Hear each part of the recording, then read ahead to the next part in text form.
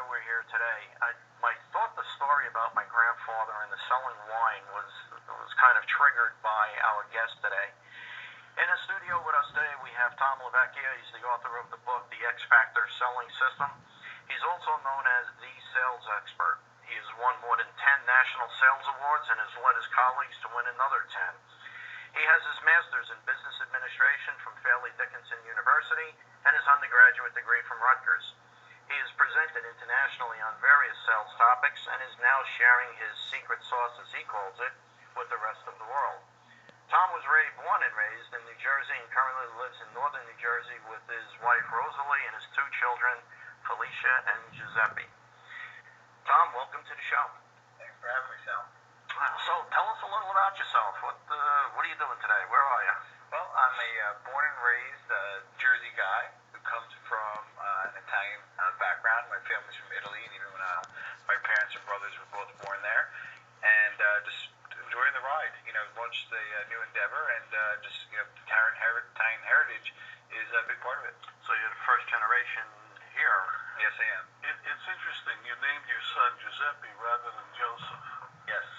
I'm curious why that choice. Yeah, that's a great question, Sal. It's a personal one, but He's Sal. I'm not. I mean, Don. Sorry. That's okay. He makes these mistakes later on. He forgets where he is. Don't worry. That's right. He'll learn to live with him. That's right.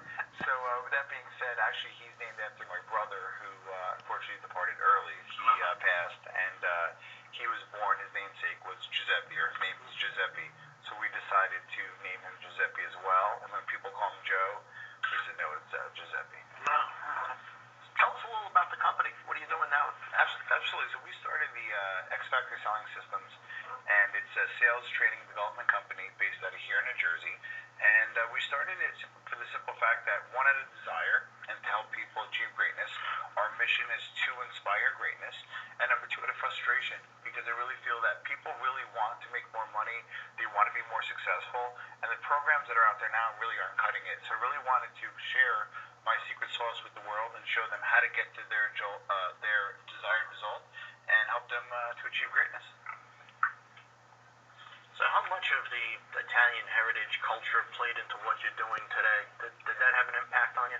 A very, very large part of it. And my mother said growing up, and her name is Felicia as well, and hopefully she's listening, she said you have to do one of 2 things in life. And with Italians, you either have a trade and your own business, or you work for somebody else and you become as highly educated as possible. I decided to do both.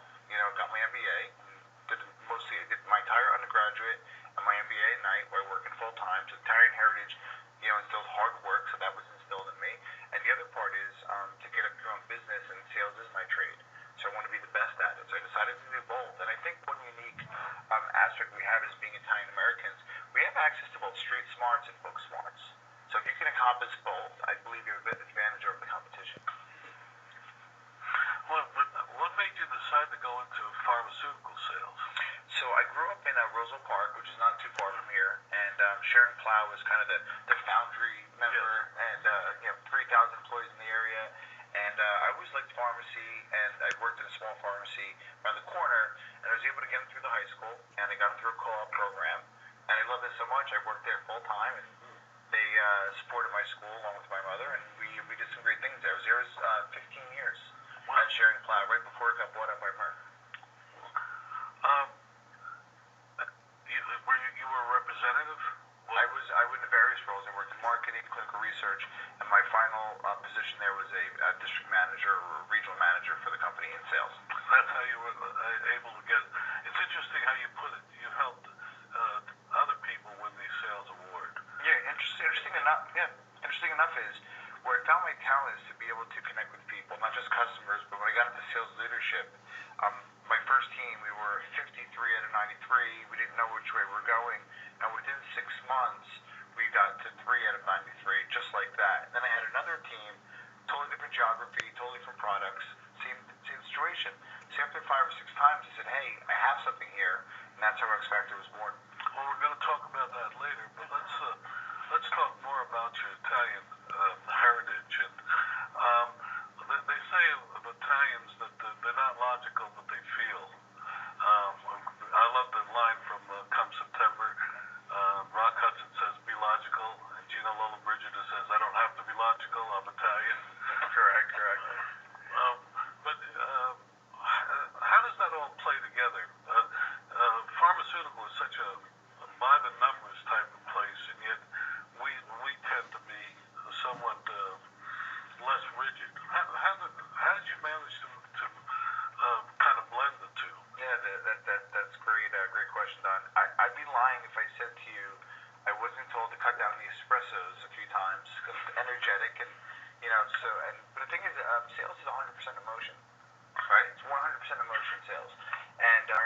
Italians are also very emotional as well. So I found out as I got away from the operator sales, that actually became a positive, not a negative. That emotion, that desire to win, and being from an Italian American background, you kind of have a choice. And we kind of grew up. My mother was great. We had everything that we desired, but you always want more, you know. And with that being said, you had that desire instilled in you, and the emotion is what brought it out to get there. You say your mother. What about your father? Okay, so my father, although I grew up with to about 13, 14 years old, he passed when I was 17. Ah. So my mother was both basically my mother and my father. Right. So she should be on the show because she was left with 6 kids, didn't speak the language, didn't have an education, and somehow put us all through college, somehow put us through everything we needed to do, and we all became pretty successful. No, not pretty, very successful because of it. I still don't know how she does it. She's 80 years old and she's still doing well. Did you marry Italian? I did. I married my wife Rosalia, who is interesting enough is from the same town in Italy as my brother-in-law's family. So they knew each other from the other side. They actually mingled and knew each other pretty well. So, old school way, I kind of was able to get the background of the family even before we decided to get married, which doesn't hurt. Well, how'd you meet her? Ooh, okay, through friends. So it's an interesting story, and we met through friends, and it was one of those situations that it just really gelled and it worked out. She's fantastic, my wife. You need the foundation around you, and I believe the cultural bonding, if you will, and cultural understanding makes it easier to be able to do business and to be able to provide for your family. When I was growing up, my father was obviously with civil service, and he just constantly instilled in us. I have 2 older brothers, and he constantly instilled in us that you need to get a civil service job because you would have the stability every 2 weeks of a paycheck, and then when you retired, you had something. And his famous saying to us was, "You'll never become rich in a civil service job, but you'll never go hungry either. Correct. There'll always be a pension."